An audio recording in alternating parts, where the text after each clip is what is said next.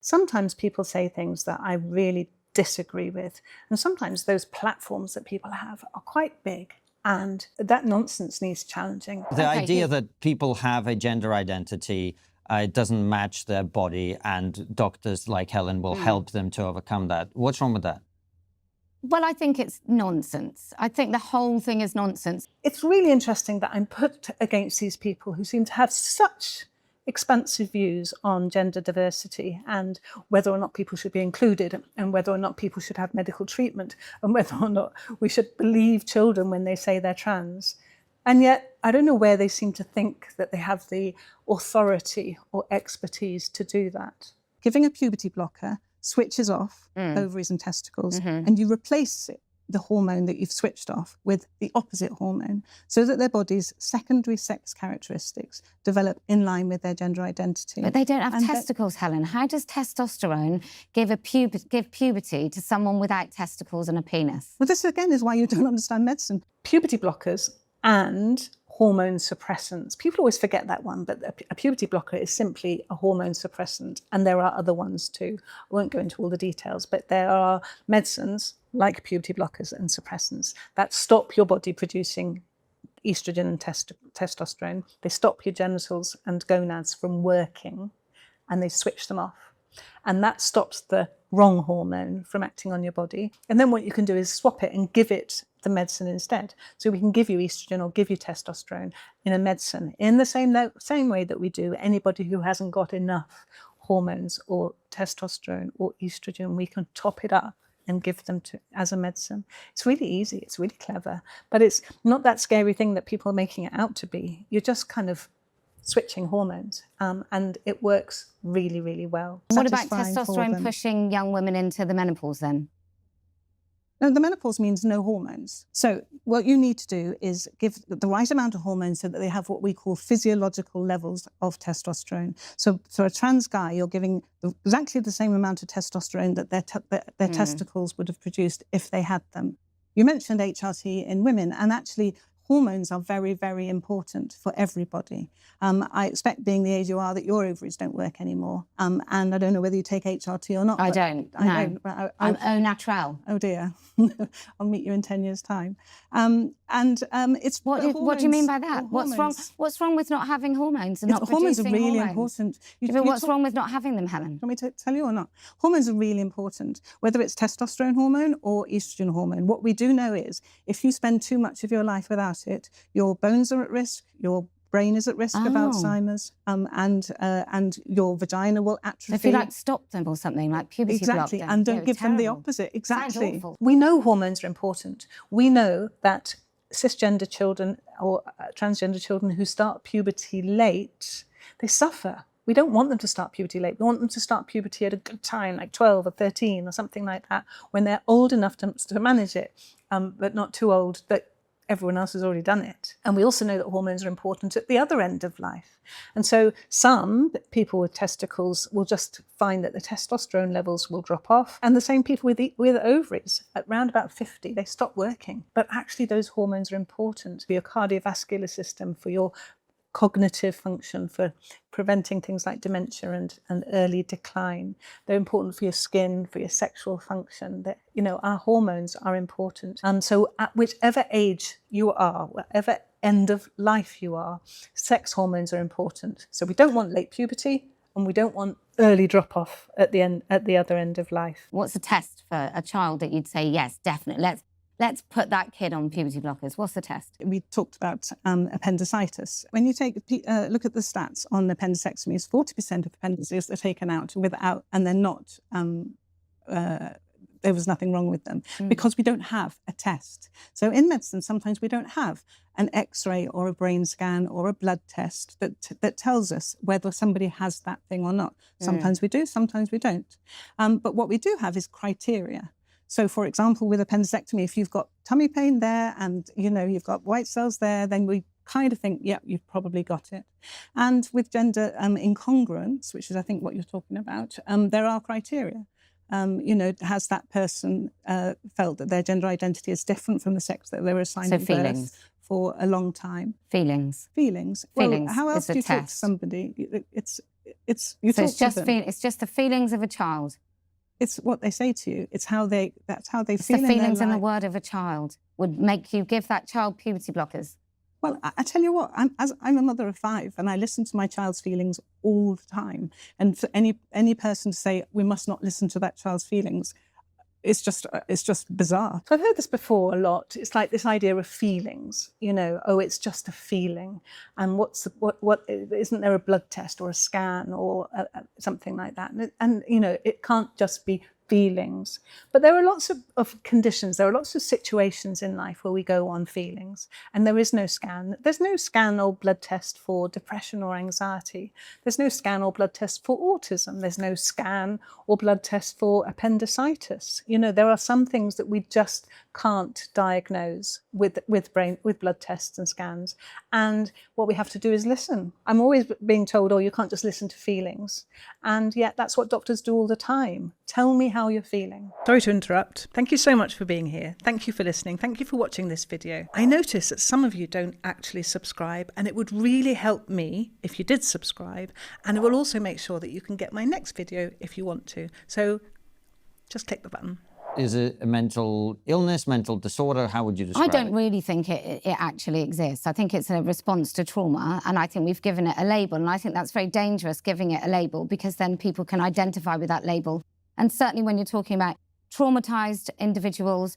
You can't make someone transgender. You can't make someone's identity change. If you in your heart, soul, body, brain are female, you can't change that. You can't make somebody trans, or you can't make someone male because of trauma. You can't make someone female because of trauma. And people don't change their gender identity because of trauma. So I think that kind of trauma thing is being used a little bit to say, they can't really be transgender. What it must really be is that they've undergone some kind of physical or sexual or emotional trauma, and then they've decided that they don't want to identify or live in that gender role anymore. They would rather live in the other one. And I think it's actually just being weaponized. It's not true. The Cash Review found that there is a significant correlation between other, what you might call comorbidities, autism, and other things that young people and children who have gender dysphoria, if we accept that term, experience. Yes, there are people who are autistic who are also trans. Yes, there are people who have ADHD who are also trans. Yes, there will be trans people who are on the autistic spectrum or on the ADHD spectrum. Absolutely. There will be people who have traits which make them look like they might be on the autistic spectrum, but actually it's just because they're trans and they haven't necessarily had the easiest childhood to fit into, and sometimes that can cause social difficulties. And so sometimes trans people and people who have autism share characteristics, for example, like maybe social awkwardness or finding it difficult to understand social nuances, and maybe it's some traits of neurodiversity, or maybe it's because you've just been struggling to fit in. Everyone's trying to make you fit in as a girl, but actually you fit in as a boy. And so there's definitely an overlap.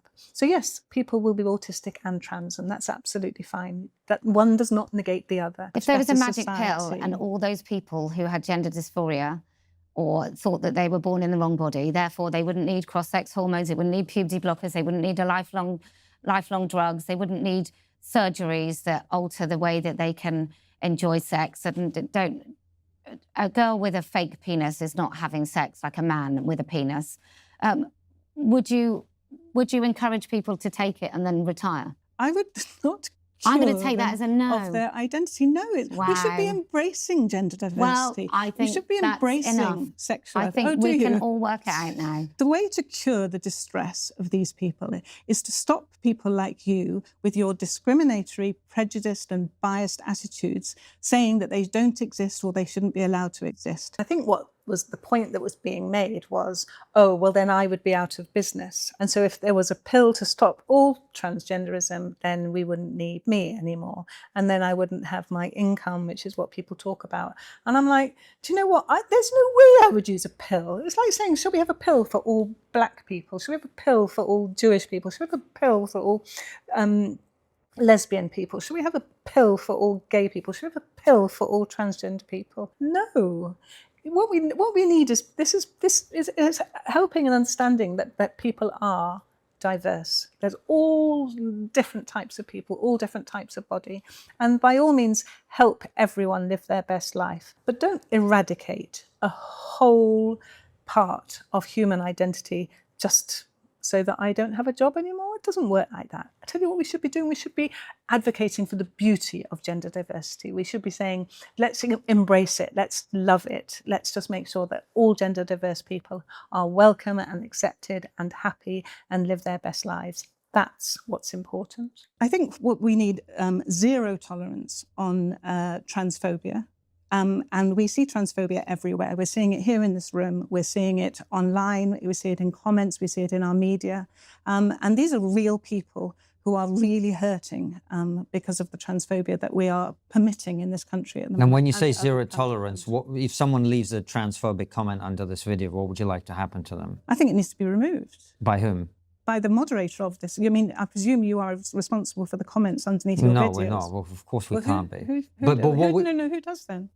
What do you mean? Well, YouTube blocks some comments, but apart from that... No, but you can go into YouTube. We can, but we don't have a responsibility to do that. People leave comments because they're expressing their opinion. Okay, well, on my videos on YouTube, if I have people there who are homophobic, racist, transphobic, anyphobic, and if I see it, I would remove it. I wouldn't allow it. Now, free speech, it's a buzzword, isn't it, at the moment? I'm allowed to say exactly what I like. It's free speech. And it's like, well, you are allowed your own opinions. You're allowed to think whatever you like, and no one can stop that. And you're not allowed to stand on a podium with a great big flag saying, down with all trans people. It's just not okay to do that and say that. Words do hurt people. And it hurts to hear it from afar. It hurts to hear it in yourself. It hurts to hear it on the radio. It hurts to hear it on the news. It hurts to hear it when someone's directing at you or your community. These words that hurt people hurt. And one word might just be ouch. But when you hear it again and again and again, it drags you down. It drags your mental health down. It makes you feel sad and anxious and depressed. And sometimes that is so bad that it makes your life not worth living anymore. And that must not be allowed. Kelly, what would you like to see as the policies in this country and the law around all of these issues? I'd like to scrap the GRA 2004. I'd like no single person, Gender Recognition Act, which basically was, it was a kindness to a very small cohort of people. Now there's a mass explosion of people that claim to be the opposite sex. So I would like there to be no legal way of those people to stake a claim as the opposite sex. So remove it from their markers. I'd like to go back to pre-2004, including the Equality Act 2010. I think gender identity, which has been stretched, is very elastic. So it started as gender reassignment, which was someone definitely intending on surgery. And now what it is anyone who sort of said, well, I'd like to dye my hair blue and I once had a queer relationship. And now they're sort of included in that cohort. So I want all men out of women's spaces. I want all boys out of girls' changing rooms. I want schools to stop teaching this absolute nonsense. I want it to be removed out of all of our institutions. I would like to see the state no longer getting involved, and I would like to see the NHS very, very dramatically, quickly, like yesterday, stop treating this as anything that needs medicalising. At the very most, if a child presents like this, I think they should be taken into some sort of counselling and find out exactly what has happened and give them sort of talking therapies and nothing more. Sad, isn't it, that, someone else over there who doesn't even speak to trans people, what would they love? They would love the Gender Recognition Act to be binned so that nobody could undo the mistake that was made on their birth certificate. And I think that's really sad. What difference does it make to you? And no men in female spaces. That's okay. We don't want men in female spaces. But what we can't have is a female space that then says, I don't want transgender females in here. If you make a space for females, all females are welcome. And young people for medical treatment, we have to understand that puberty doesn't wait. Puberty doesn't hold on forever. Puberty just keeps marching on regardless, unchallenged, and it causes long-lasting, life-changing body developments, which we can stop. So the future will be transgender children won't need to go through the wrong puberty. They can have their puberty stopped and give them the hormones that give them the right puberty so that their body develops in line with their gender identity. And then can you imagine all the girls in the school going through the same female puberty, not just the cisgender ones? Because a transgender girl going through a male puberty, oof, that hurts. No girl's voice should break. No boy should develop breasts. And that's what gender-affirming care, done properly, prevents. And we just want trans children to have the same opportunities as cis children do. And currently, we have a situation where they don't. They don't have access to medical care that they need. They don't do as well in school. They don't do as well in relationships because we're so busy fussing about whether or not to accept them, whether or not to believe them, when that should be out of the way, completely and utterly out of the way by now. Trans people exist. They always have done. Every single transgender adult was once a transgender child. And all we need to do now is work out how best to stop the current terrible discrimination that they're facing and how best to make sure that every single trans person lives their best life ever. If you'd like to have a discussion with me about gender identity, I'd be very happy to do that. All I'm here to do is to showcase the beauty of gender diversity and to challenge misinformation. Thanks for watching, thanks for listening, and don't forget that I write about this all day, every day on my website. Come and have a visit, I'll see you there. Link is below.